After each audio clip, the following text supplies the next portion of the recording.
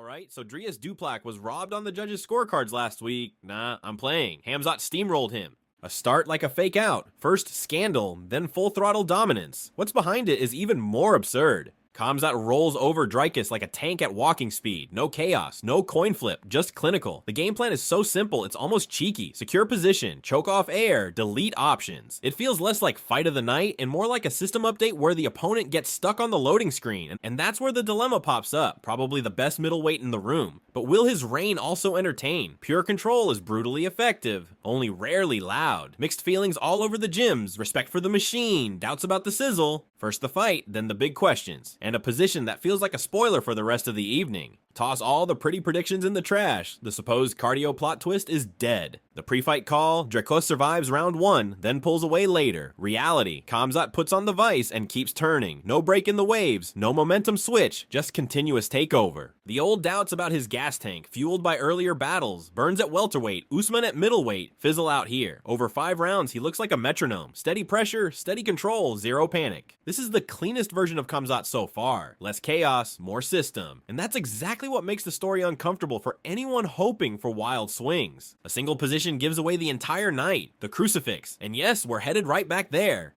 You got the crucifix position a few times in the fight. Did you know before the fight that you could get to this position on Dricus, or was it when you were wrestling him you thought, oh, okay, it's right here? That's just to have fun with my friends. I take them in this position, like holding them 25 minutes, 1 hour sometimes. They let them have so make them humble. Some guys, like, nobody can take me down, hold me down. So I take them to the gym, hold them down there with this position. So yeah, I does this a lot.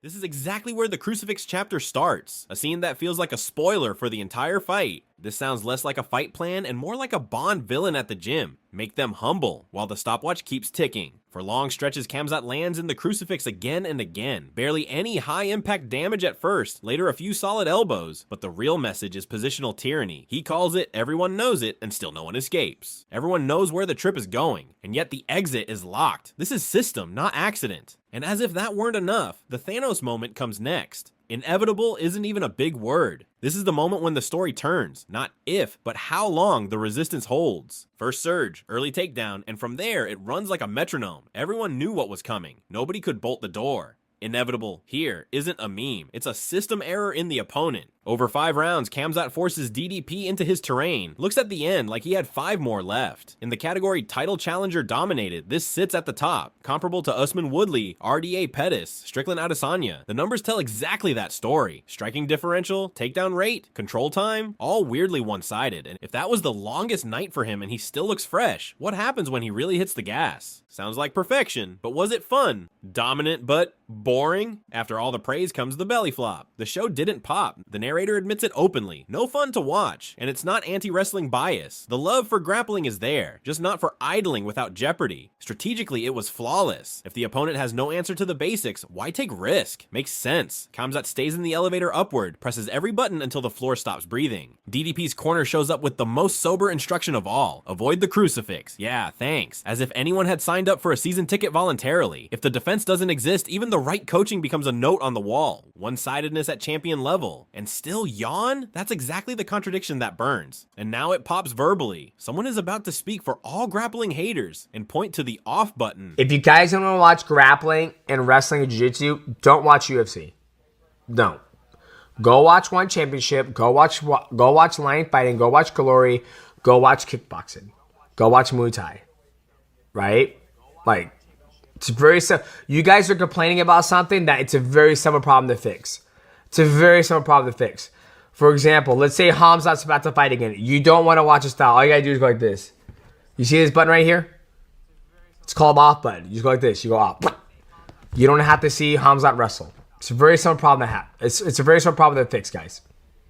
You guys are making it a bigger deal than it is. A line like a fire extinguisher. Hiss. Discussion over. Or is it? This is the doors right over there. Energy.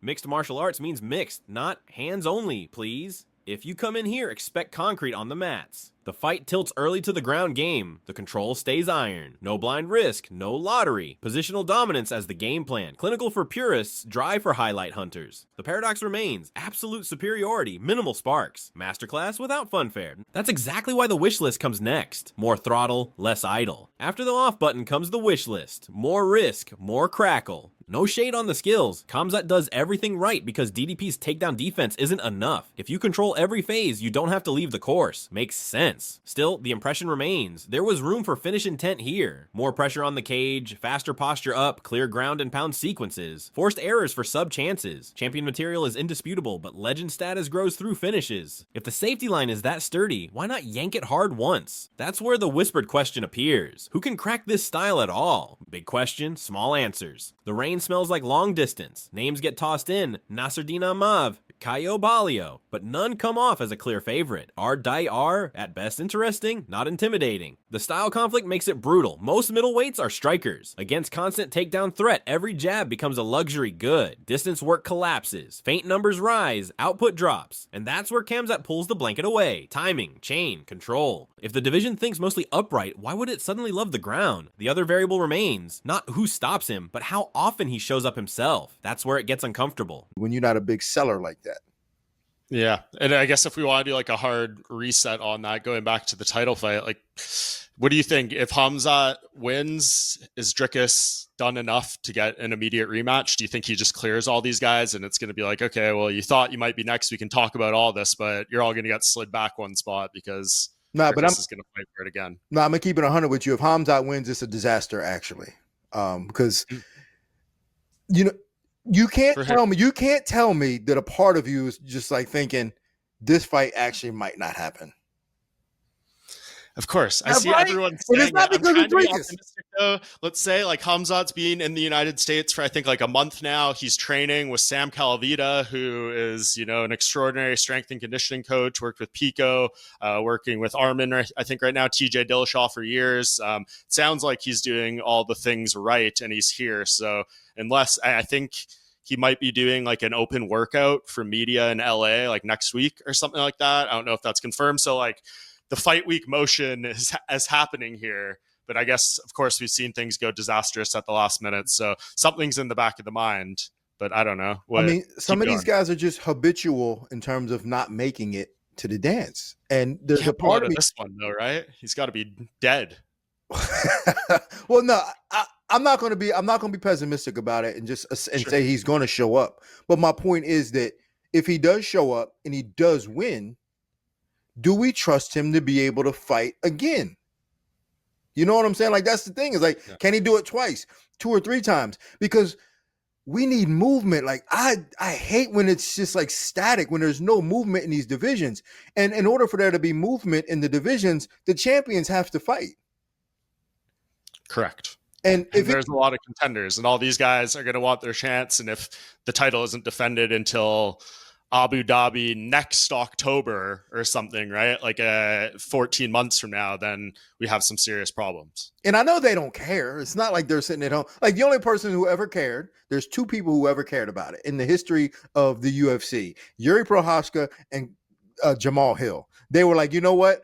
I ain't going to be able to defend it, so y'all go ahead and take it back. Outside of that, champions are just like, nah, y'all going to have to strip me then, dog, because I'm going to hold on to this because I worked too hard for it. But at the end of the day, like, we need to have movement. And if you're a champion and you're not willing to fight regularly or when they need you to, it's bad for the division. It's bad for the sport, actually.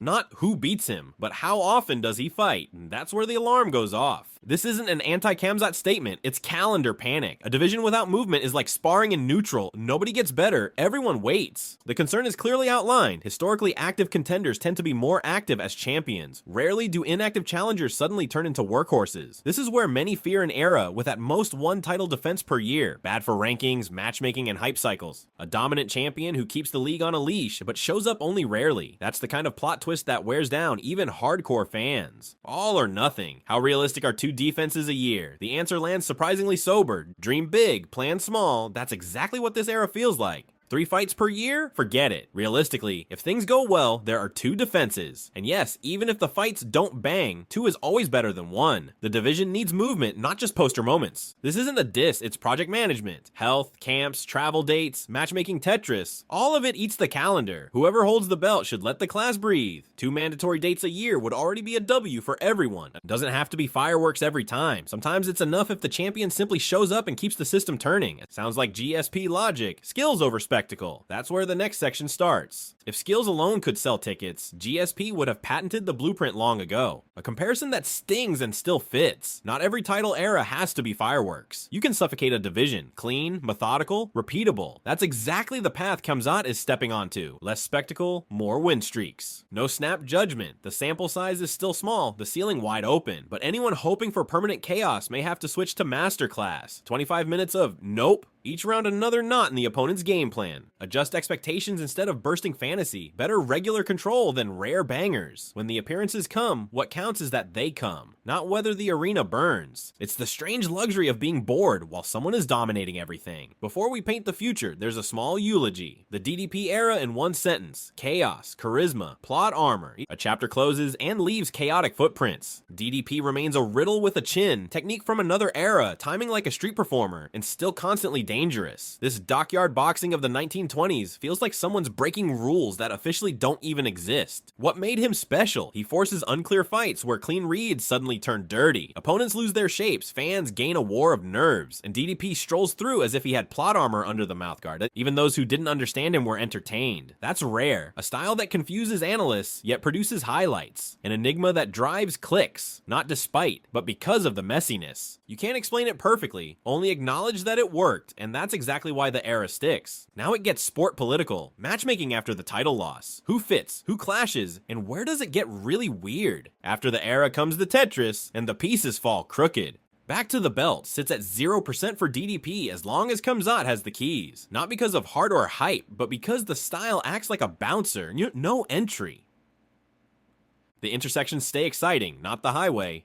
DDP versus Amav has tech meets chaos vibes. DDP versus. Polio screams for fine reads against raw angles. No gimme, but guaranteed awkward for both sides. And then the goofiest fight on the sheet. DDP versus RDR. A matchup that feels like 2 operating systems without a driver update. Lots of error messages. Little idle. That's exactly the appeal. When clean lines meet crooked rhythms, even sober cards get loud. DDP remains a disruptor even without a crown. A man who makes perfect plans ugly. Before we draw the bracket, the open question goes out to the world. Disaster or Dynasty? The debate boils. Disaster or Dynasty? The question sits in the middle of the octagon. Will this be an era with movement or a calendar that only pops up every few months? Defend once, twice, or the dreaded when it fits rhythm? And if someone cracks the code, who really has the tools for it? The comment section becomes the war room today. Numbers nerds bring stats. Purists debate activity versus spectacle. Meme lord drops the inevitable Thanos gif.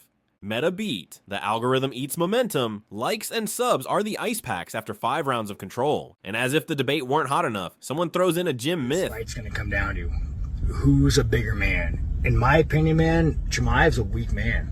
I know he's made his entire career about being this big, scary boogeyman. But like, dude, you look at his history. Every time he's had a tough fight with a welterweight, there's always some fucking excuse. I broke my hand. It's fucking Ramadan. The reason why I look like this is because this. Like, no, dude, it's because you got tested, and the test came back is like, you're not really that big, scary of a man. The classic gym myth. Stories from mats that sound like urban legends with headgear.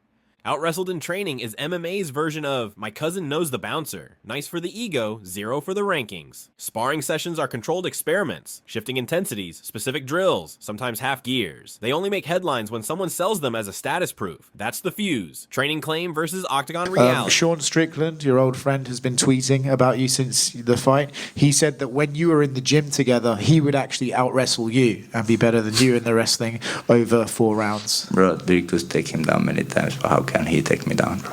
Come on. This guy, I beat him everywhere and striking, but this guy just talk too much. So he's a funny guy. He's working with, what is his name? Buratino or what is it? Yeah, Paulo Costa. Yeah, Paulo. I make them together. Clap back with weight, not could, but did. The tone says you don't name drop unless you're sure how it ends. Proof arrives only when cameras roll and the clock ticks loud. Until then, it's claim versus claim, a rivalry blinking like an open tab in the division. If both sides claim they had the upper hand in the gym, this screams for a public stress test. And something like that is already brewing. MMA, UFC, a name you know, and you won't believe who throws the next stone.